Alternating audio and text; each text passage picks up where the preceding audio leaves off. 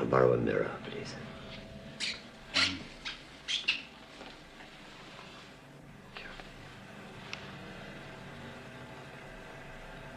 Oh, no.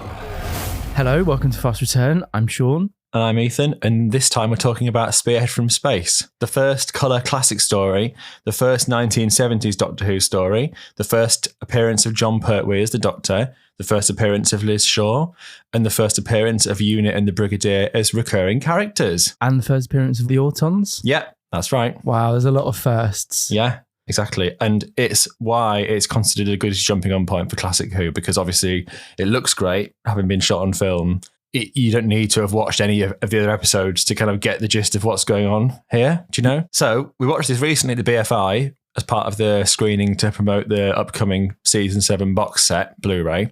Of all the classic stories, it's definitely like one of the nicest looking, one of like the most swish looking ones, obviously because it's partially filmed on film, but also a lot of the locations where they shot it at, it goes towards it looking nice because a lot of it's on location, isn't it, rather than on like sets and stuff. It's slick like a 1970s film, and it's also well acted, and the effects were great except the arsehole. Good gracious. Yeah. But everything was so on point. I think that's the thing about this. So whenever I think about Auton stories in the classic series, you've got this and you've got Terror. Terror of the Autons is a lot more like a normal classic Who episode where it's a bit more chaotic. Like there's a bit more going on. It's a bit more fast paced. It's a bit zanier.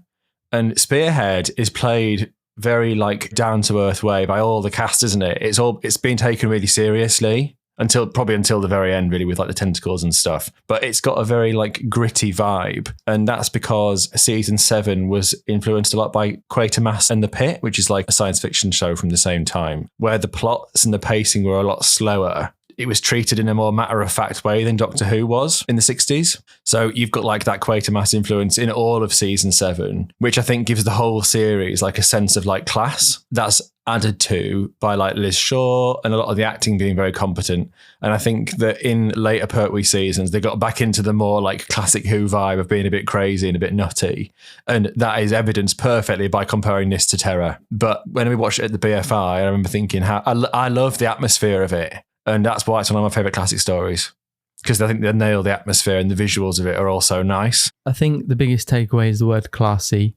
Pertwee is a classy actor. Liz Shaw, she's a really classy companion. Oh, her presence is felt the minute she appears on screen. Yeah.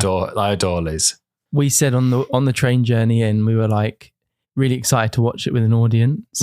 And you said, I really hope that she gets a reaction when she first comes on screen, because her entrance is so fab in that taxi. Yeah, with the music. Yeah, and she came on screen, and it was like that thing where no one was quite sure what to do, but you were sort of clapping, and I was like, no, let's go for it, let's commit. And me and you both went for it, and then the whole room sort of erupted. Yeah, and she got applause, didn't she? She got the recognition she deserved. Good. Miss Shaw, I'm Lieutenant Stewart. Do come and sit down, will you? Is all that nonsense out there really necessary? Identity passes, guards. I was even searched. Security. Rather amusing, don't you think? No, you don't. I've an important research program going ahead at Cambridge. Yes, I know. I'm an expert in meteorites, degrees in medicine, physics, and a dozen other subjects. Just the sort of all-rounder I've been looking for. How I feel doesn't matter. We need your help, Miss Shaw. I'm just not interested in security work. Security? Producing invisible ink. That sort of thing. We're not exactly spies here at UNIT. Then what do you do, exactly? We deal with the odd, the unexplained, anything on Earth, or even beyond. Alien invaders? Little blue men with 3 heads. I just think it's because Liz Shaw is so underappreciated, and she only got 1 season. It's not like she got 1 season and she's not very good. She got 1 season and she's amazing, and she's so like headstrong and confident and clever and witty as well. Like the script for Spearhead lets her have some quite like witty moments where she's very like dry, and she's a great contrast to Jo, because I absolutely adore Jo Grant as a character. But Liz is so different, and in terms of like 70s companions, you know, she needed a bit of assistance now and again, but she could more than hold her own. Yeah, she's very grounded. And I just think she's a fantastic companion, and it was so nice to hear everyone get that reaction when she first appeared.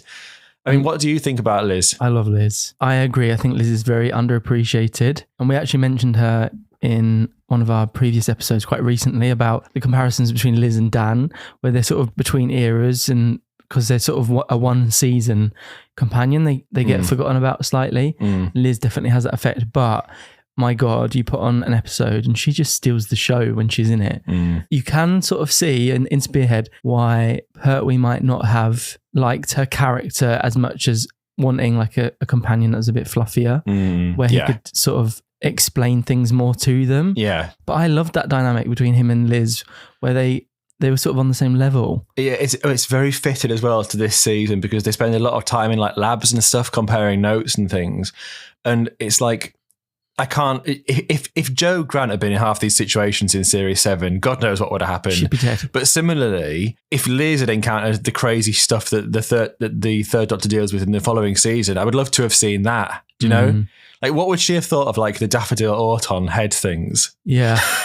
And like, you know, the gel guards in Three Doctors and that sort of stuff. Liz would have picked up the daffodil and held it to her mouth.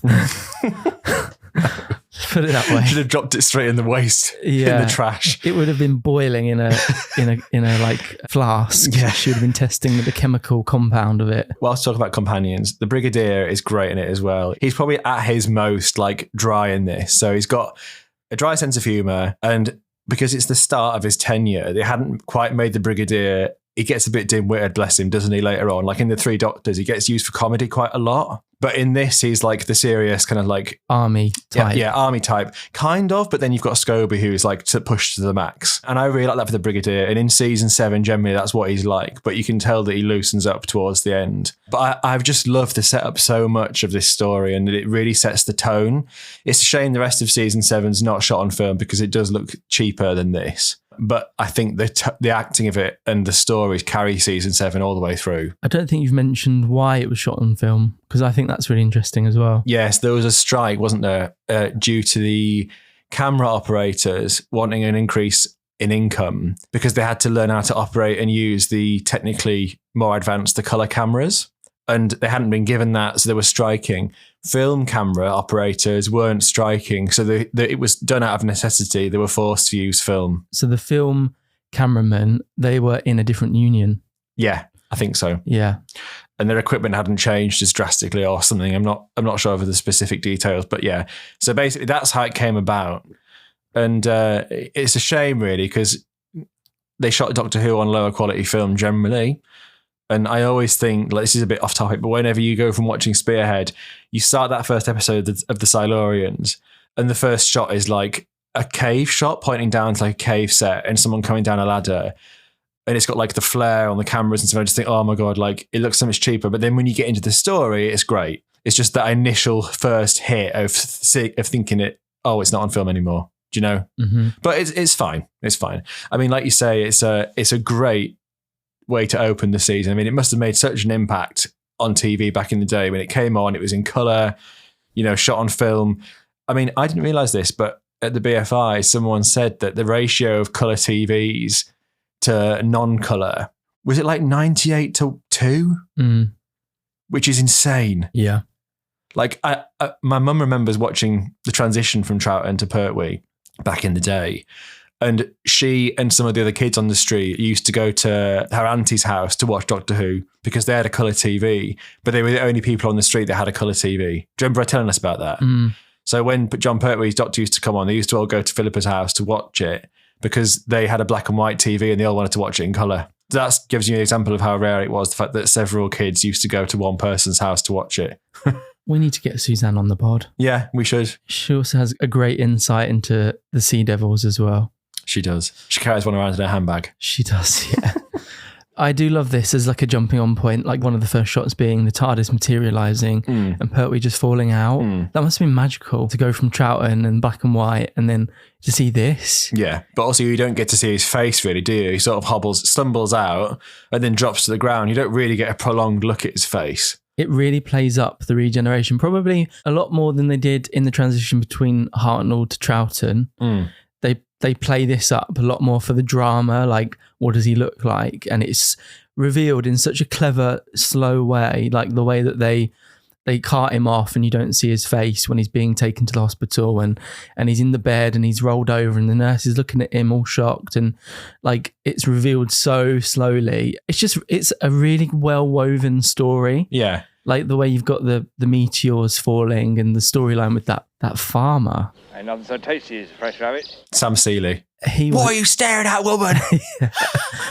My God. He's a character. Him hiding the Nestine orbs. Yeah. And you've got the story of the plastic factory. Yeah. Yeah. And the story of how the Brigadier comes to learn this man's been found unconscious by a police box that raises alarm bells at unit. It's so cleverly done. It's all, there's all these threads, and they do take a while to sort of start converging. Like part 1, there's virtually no Auton mention in that at all.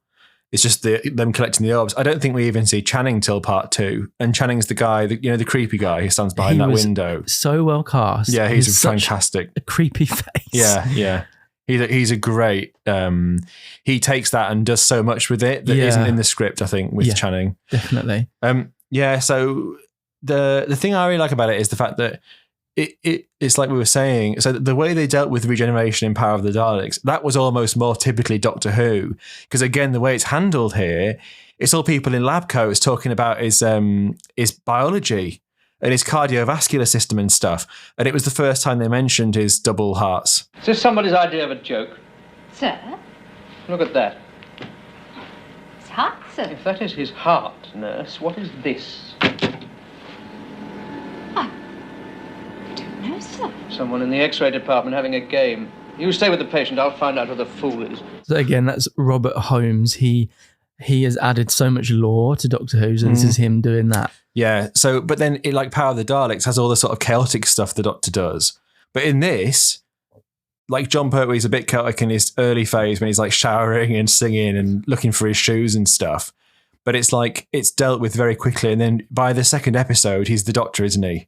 When he's in that lab with Liz, it's like, it's dealt with in a very matter-of-fact way, right? Whereas Power, there's like a whole episode of Troughton just being a bit crazy while trying to deceive people, which is great, but this is different, and I like the way it's handled here. Things like the Autons in this, they feel so otherworldly because everything else around the story is very much like real world, like offices and factories and things. And then you have like the Autons wandering around in the woods in part 2. That's the first time you see them. And it's when one of them gets called to go and get the sphere, one of the spheres that gets found.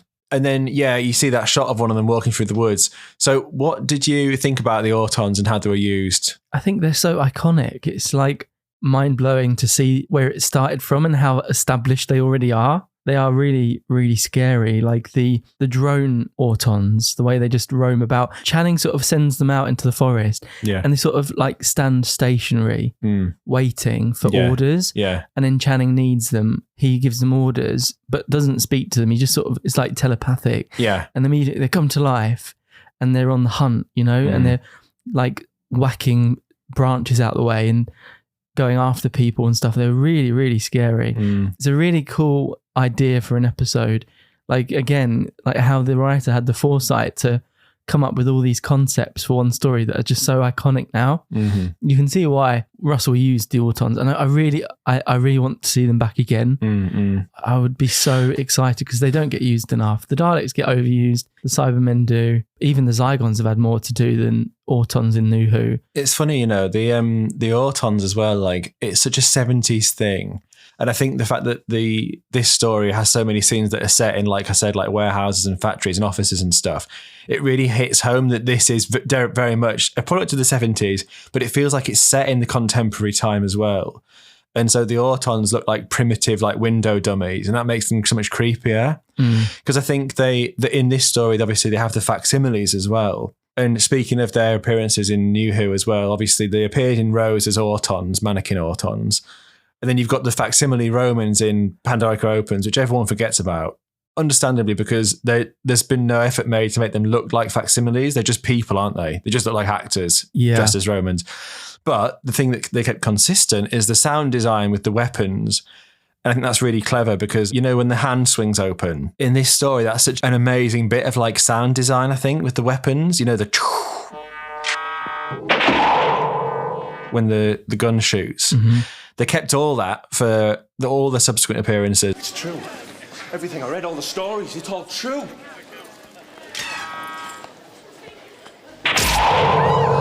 And how impressive that they created those sounds in the 70s and they're so unique, they're still used in New Who. Yeah. I mean, the Auton gun sound, there's nothing that sounds like that in Doctor Who, is there? No. And it's like, it's a weapon for a relatively little used monster, but it really makes it feel creepy. I mean, yeah, I really like the way they used in this and in the facsimiles as well. Like when Scobie's facsimile arrives at his house, that got a few chuckles at the BFI, didn't it? Because it's a bit surreal.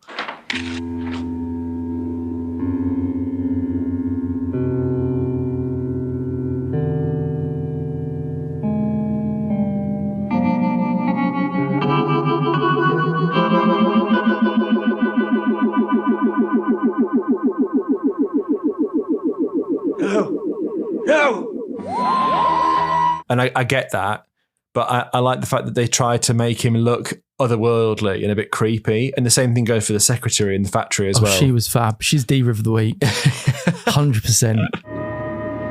There's a lot of changes. And you're new, aren't you?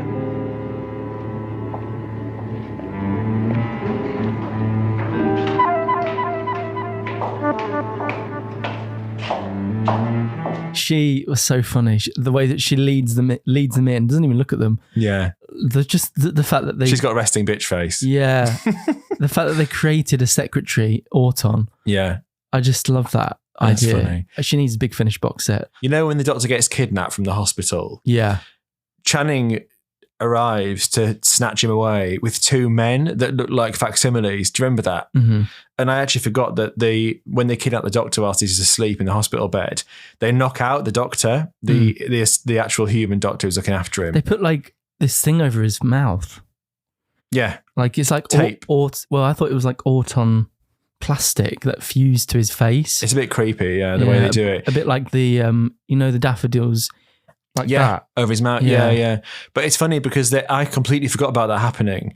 So he's expecting to hear from the nurse and he turns to the person walking into the room and says, "Nurse, have you got those notes?" And then they just knock him out, don't they? And that actually shocked me because I thought, oh my God, and they're creepy.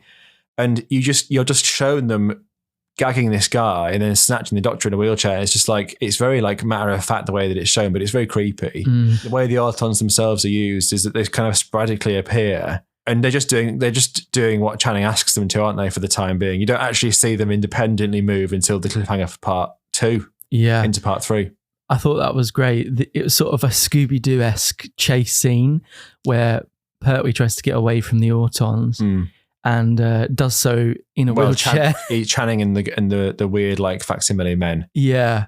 And he's still in the wheelchair and he just wheels himself away. There's a little wheelchair chase, isn't there? Yeah. He got a chase in there from his first episode. Yeah, and that starts the trend that he likes his mobiles, doesn't he? Yeah. Even like the thing where when he does finally leave the hospital proper, he's wearing somebody else's clothes and he snatches that guy's car, doesn't he? Yes. That like vintage like racing car, whatever it is. And so it's just like that setting in stone, the fact that he likes nice cars. And obviously right at the end of the story, he's like that he wants his own one. So, yeah. And he's can like, we go and choose? Yeah, can we go and choose? That got a lot of laughs. Yeah. I think you'll find the salary is quite adequate. Money? My dear chap, I don't want money. I've got no use for the stuff. Then what do you want? More facilities to repair the TARDIS, laboratory equipment, help from Miss Shaw here. Very well, anything you need. Within reason, of course. Is that all? My goodness, no. Don't you realize that when I was stranded on this little planet of yours, I had nothing but these clothes that oh my goodness. What is it, Doctor? Well, I've just realized I don't even own these. I borrowed them from the hospital. And there's that car, too. Yes, you know, I took to that car. It had character. No, Doctor. That car must be returned to its owner. Must it? Yes, I suppose it must. Still, there's no reason why you couldn't find me something similar, is there? I mean, it could persuade me to stay, you know. Oh, very well. Good.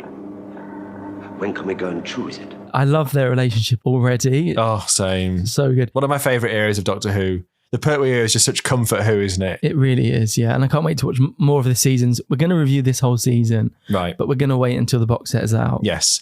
I think are we going to do Autumn stories first? I think we're going to stick with Autumn stories. I was going to ask, is this the first regeneration story where the Doctor acts kooky for his first story? No, because Troughton in Power of the Daleks is kind of doing one thing and then another and then giving people mixed impressions and stuff. Do you know? What he's recovering from regeneration and power. He acts funny in front of Ben, and Ben doesn't even think he's the Doctor anymore. Ben thinks he's somebody else, but Polly thinks it's the Doctor. So he's kind of like misleading them. And then at the same time as all that's going on, he's pretending to be the commissioner visiting the colony. So he's pretending to be an examiner visiting this human colony.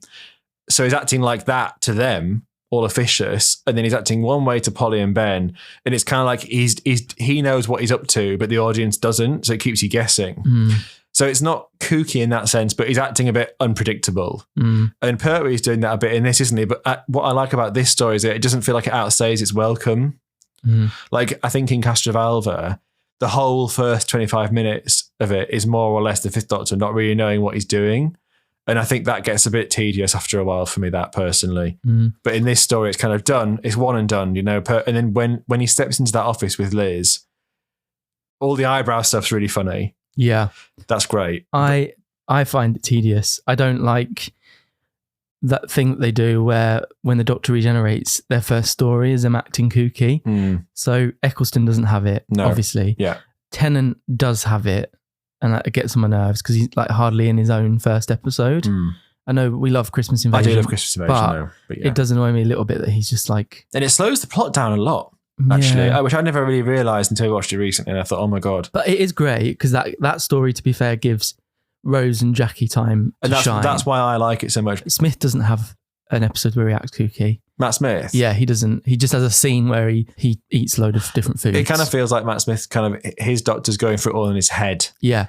He's not extroverted enough to make it all about his behaviour. He's doing it all in his head, really. But my biggest gripe is with Deep Breath.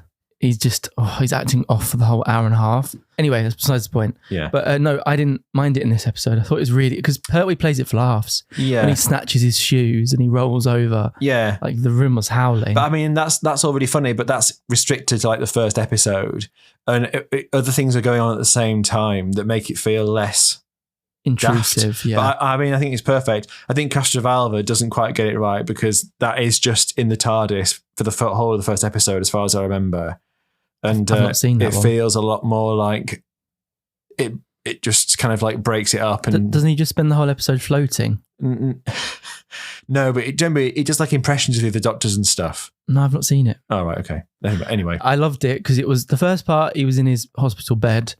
And by like the second part, he was swooshing in to the unit headquarters. And the imagery of the lab and then the TARDIS behind them. Yeah. Was so strong. They're such a little family from the minute they're all stood in there together. And then they introduce the other unit family later in the season as well. So Sergeant Benton and Yates, they come into it later on. So did Pertwee not enjoy the character of Liz?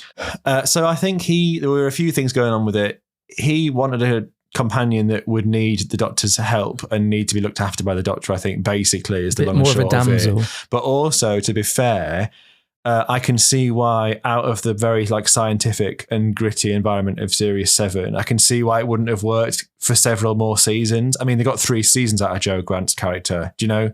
So I don't know if Liz would have worked for that long.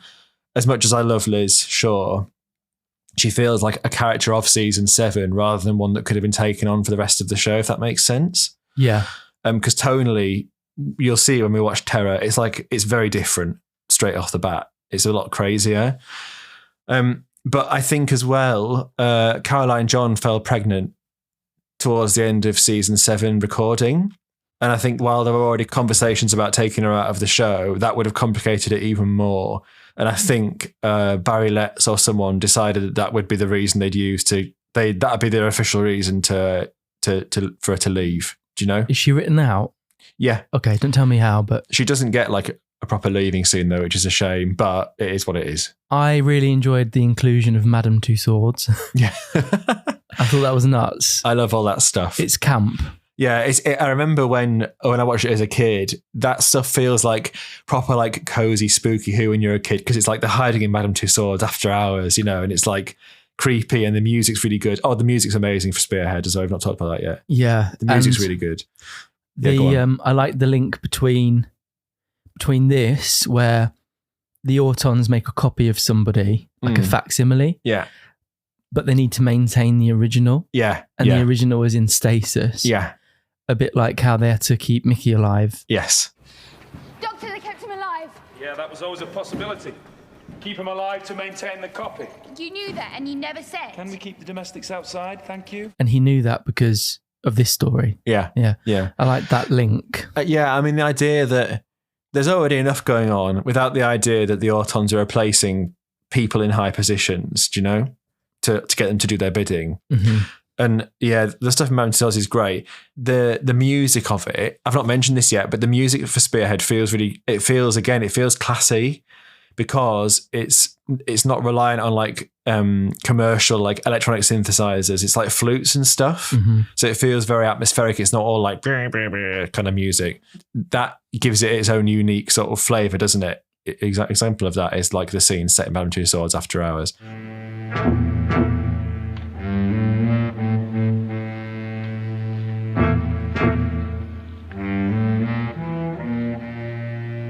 Don't like this. Well, there's nothing to be afraid of. They're only dummies, I think.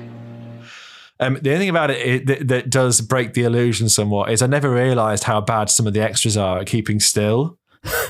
And like, there's a woman who like literally blinks like 4 times, and it's like, honey, come on. To be fair, you were watching it blown up onto a cinema screen. Exactly. And people were laughing, and I didn't really notice it. I was kind of consciously aware there was a bit of movement in the background. People started laughing, and I thought, what's that about? And then I noticed. And I think that's the trouble with watching it on such a massive screen, is that I've watched it so many times and never noticed that in my life. And now I did. Yeah. So maybe on the Blu-ray we'll notice some more things like that happening. I thought it was really funny how the Brigadier acts like the Doctor's dad. I'm sorry. It won't happen again. It won't? Give me the key, Doctor. Must I? And he's like, you're grounded. And he takes away the TARDIS key. Yeah, well, the Doctor tries to escape. Keeps it in his pocket. Yeah. The Doctor, he tricks poor Liz. And she's a bit pissed off about that. And gets her to steal the key back for him. And he tries to take off. But the Time Lords have disabled the TARDIS, haven't they? Yeah. The Doctor tries to take off. And then he steps out in a cloud of smoke. And he goes... But again, like you said, when it's blown up on the big screen...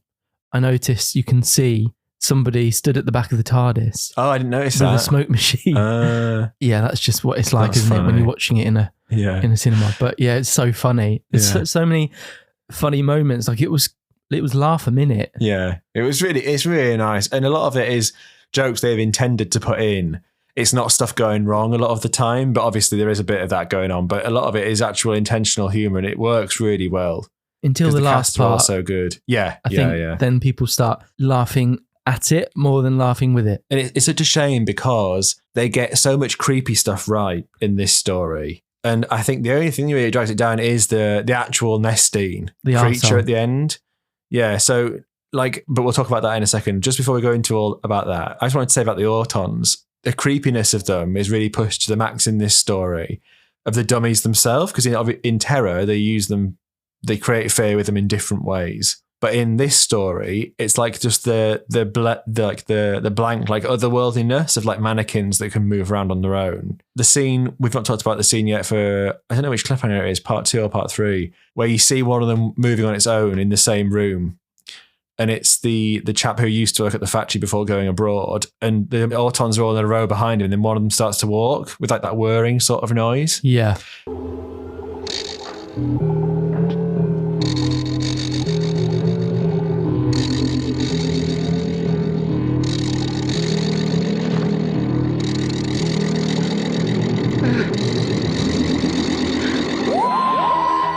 Like, isn't that a fantastic cliffhanger? Yeah, it is. Yeah.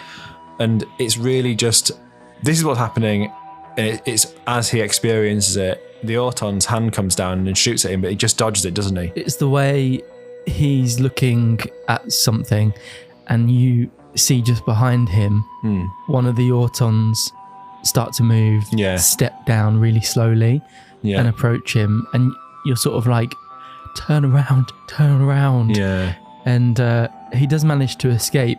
And that whole sequence, which obviously carries on into the next episode, is so good. Where Like, it chases him out of the factory. yeah, and then Channing sees the Auton at the top of the stairs and just gives him a knowing look, like, what the fuck are you doing?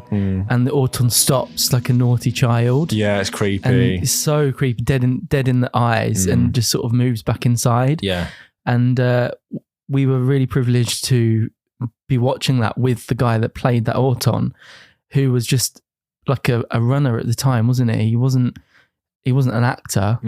And it was that the actor that the actor they'd cast to play the Auton had a panic attack in the mask. Oh, is that right? Yeah, I think you were in the toilet actually. I might have been. The original actor they'd hired had a panic attack in the mask. Right. And they said to the guy, the stagehand, can you do this? Yeah, would you do this? And he was like, yeah, of course, sure. And he's really proud of it. It's funny because they don't really move in like a particularly robotic way, did they? But I think that makes them creepier. Like they move in a bit of a weird way. Well, they're quite stiff at the joints, like a mannequin. Exactly. Yeah.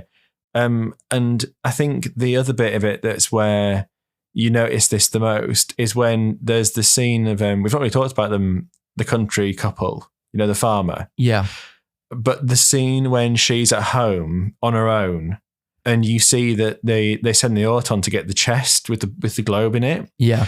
And it's in her house, like smashing things and running around trying to pull things over and look underneath things to find this globe. That's a really sinister scene. They got in trouble a bit with the Auton episodes because they made them too close to home. And in this episode, they got in trouble for the bit with the house and the bit where, because it shows a vulnerable woman, doesn't it? And it could kill her, but it doesn't. And then the other scenes when there's the car in episode 2.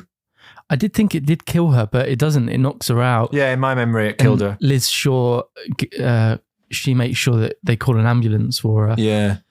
But I think the bit when she goes into her house and it's standing in her kitchen and it turns round and she screams, like, that's really creepy. That's like the Daleks clipping where Barbara screams, do you know? Yeah. And obviously I noticed this as well for the first time. You can see his eyes in the mask. Oh, God. But I mean, just one of those things. But yeah, so that I think the fact that the Autons are so effective villains, it's undermined a bit when you see what's been controlling them. And it looks like that. Yeah.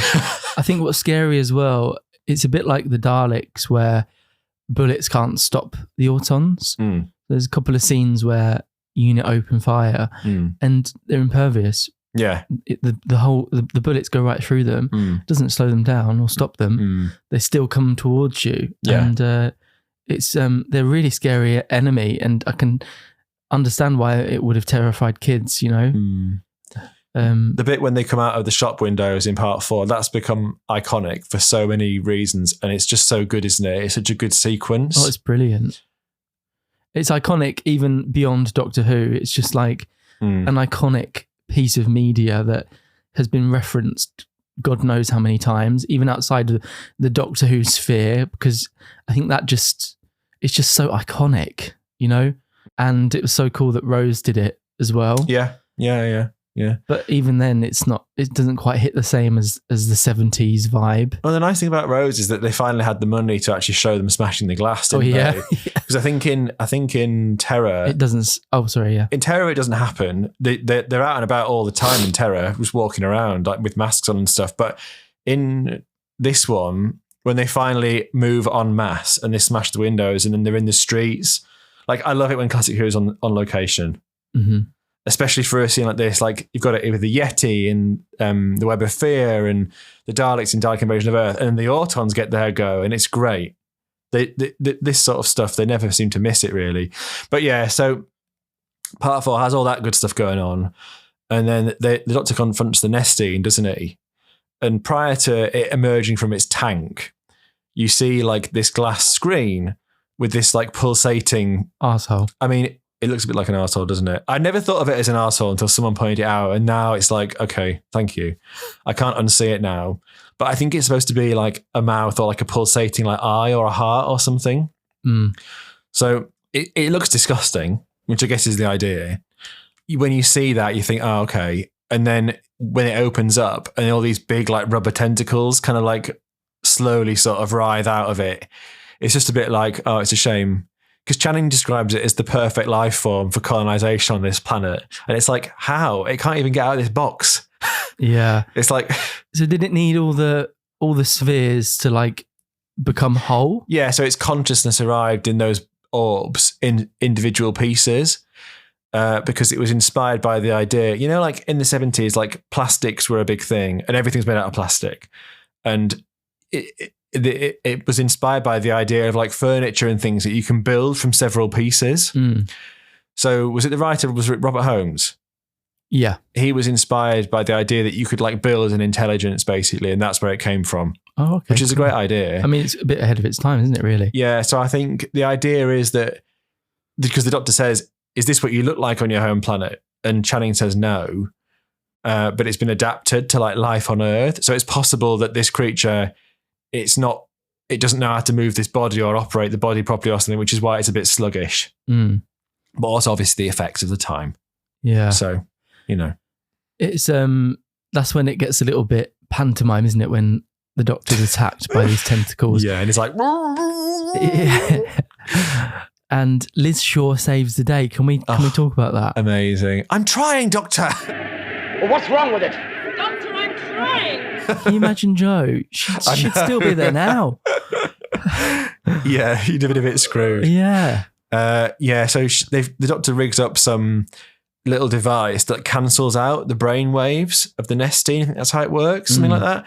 And when it finally works, it malfunctions, doesn't it? The doctor goes right up to the cabinet and Channing opens it, and the tentacles kind of engulf Pertwee, don't they?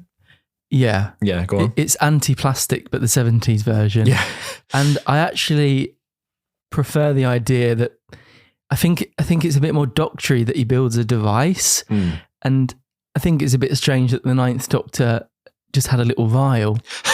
It's like he was ready to just kick the Nestine's ass whenever he next encountered them. Yeah. Like I can imagine the Ninth Doctor building a device, and that the whole crux of the end of Rose is a device, but it's a vial. But it felt a little bit more Doctor Who when I saw it in this context, that the Doctor would build a device and it's all via sound waves, because the Nestines, they use sound waves, don't they, to communicate, because you hear the whirring like yeah, I think that's right. That's the impression I get from it anyway. Yeah.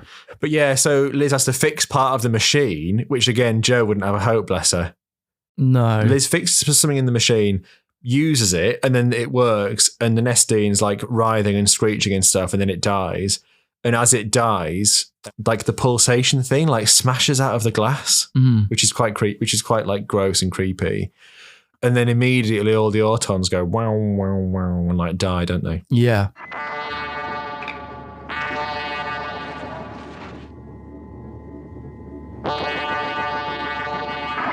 And they all flop to the ground.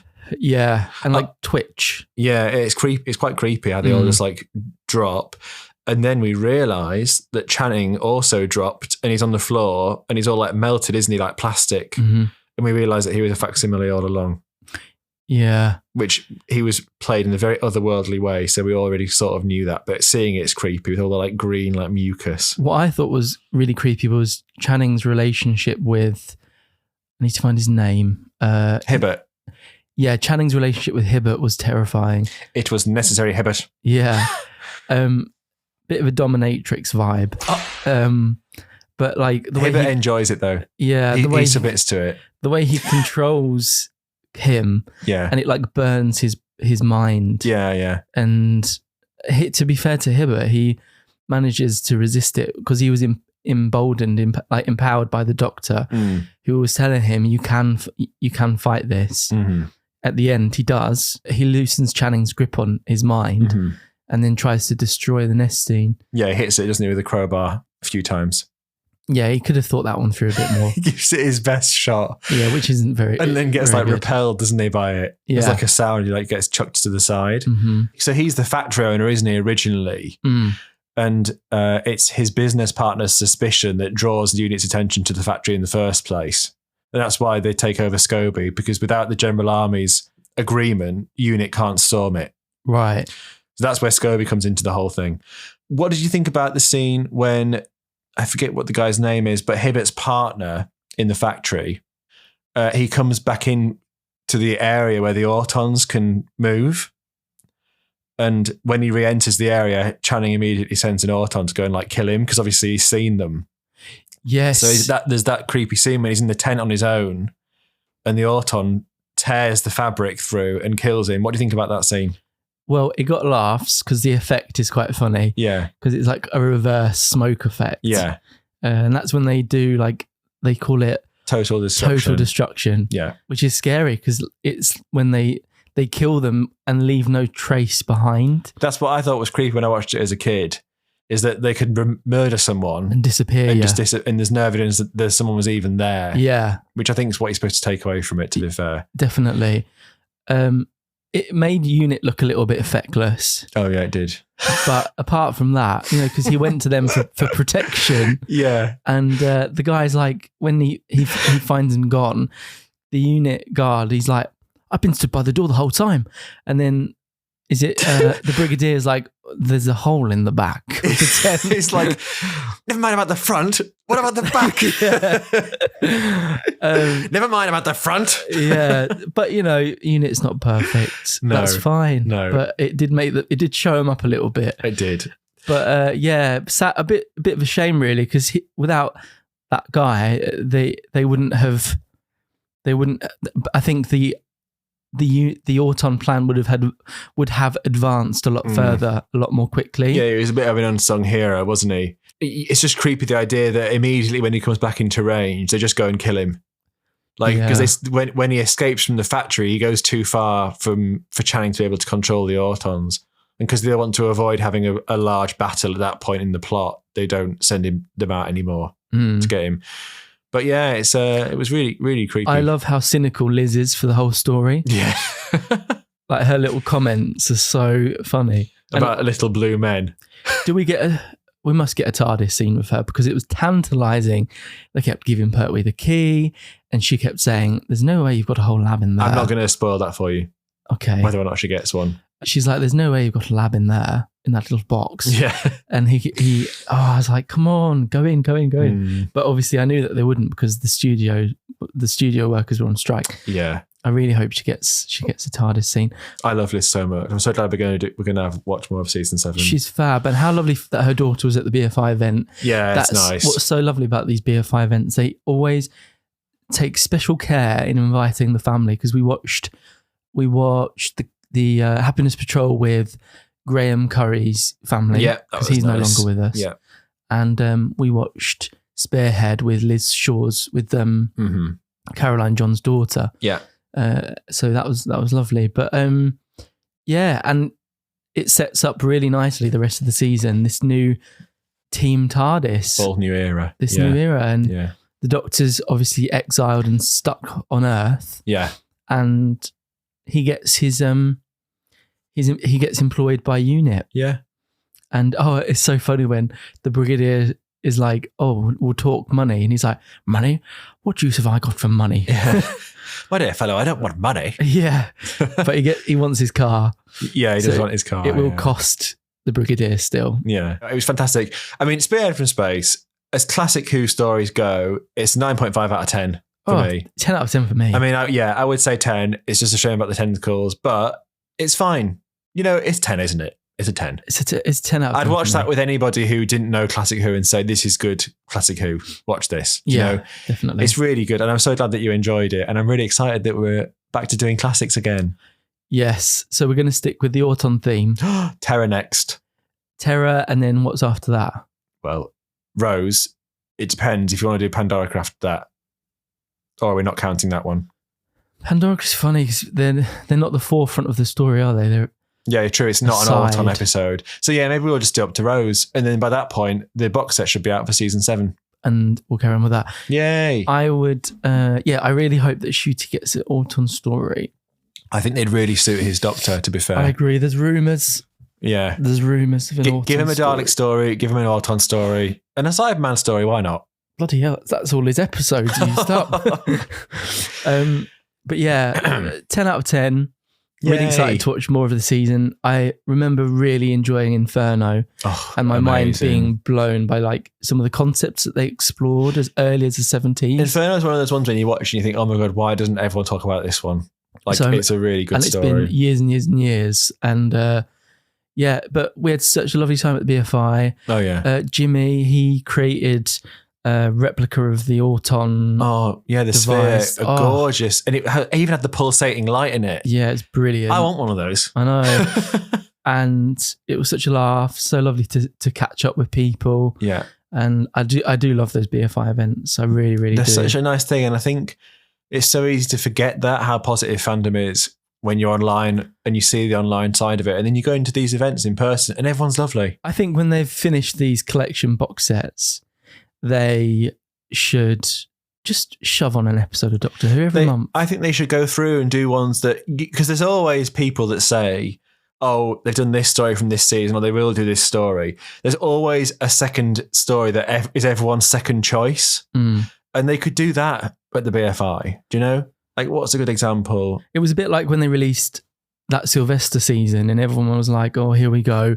It's going to be Remembrance again. Exactly. Yeah, and yeah, they did the Happiness Patrol and everyone was so happy. Yeah, because it's like there's always a couple that everyone loves in each season. So they should go for it and do those ones. I mean, for season 7, they did Spearhead.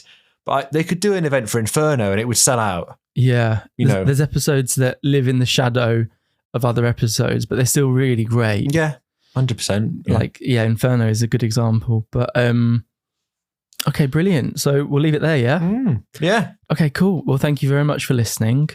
And we will see you for Terror. Yeah, perfect. Very much. Thanks for listening. Bye.